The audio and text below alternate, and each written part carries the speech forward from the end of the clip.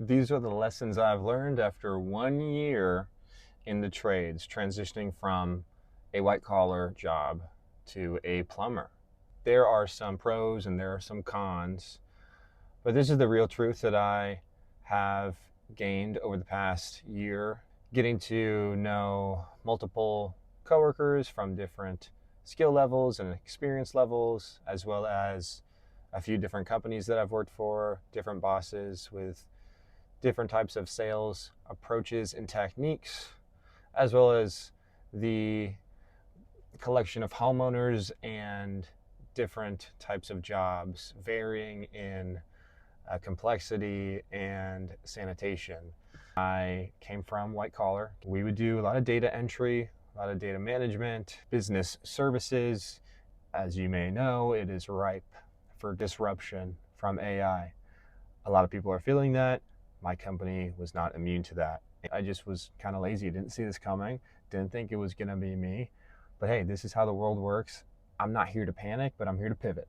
I'm going to help you make that decision. Stick around to the very end. I'll give you my one-line synopsis on whether or not it is worth it to transition from white collar to blue collar.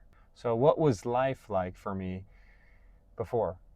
Well, it was good. It was like a lot of other people in white collar, where you're working from home. It's a little bit boring. You got a good salary, but slowly it became an environment where a person would leave in our 5-man department and the position wouldn't get backfilled, or departments around us would get chopped. There were a lot of reshufflings, and that's what America is feeling right now. The average American worker might be feeling pressure, might be feeling underpaid, might be feeling overworked. It might be fearful that AI is coming for their job if it hasn't already. And I got a call in front of my girlfriend 3 months into our relationship, and my boss's boss called. Little on me, didn't think anything of it, and I was getting fired. I was getting laid off from my job that I worked at for 2 years in front of her.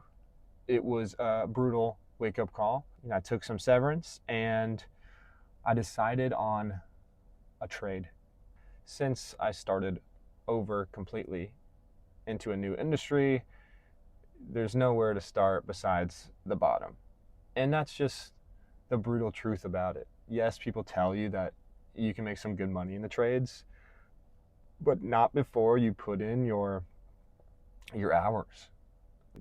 And that is the reality of the situation. It's not something I'm surprised about. This is the job I chose.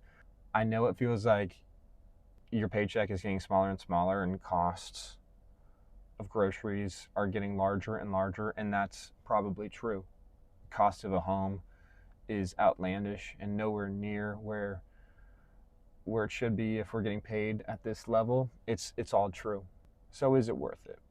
Is the transition worth it? Is the juice worth the squeeze, right? I'd say it depends on the person. And I know that's not what you want to hear, but my advice for somebody who's not physically capable is going to be different for somebody that has the wherewithal health-wise to do this and is able to float themselves financially for the next 2-3 years while they are an apprentice. So I would ask yourself some questions on whether or not you want to change too. Is there a goal? Is there a path, an obvious path at the job I'm at now? Like, can you really make more money where you're at now?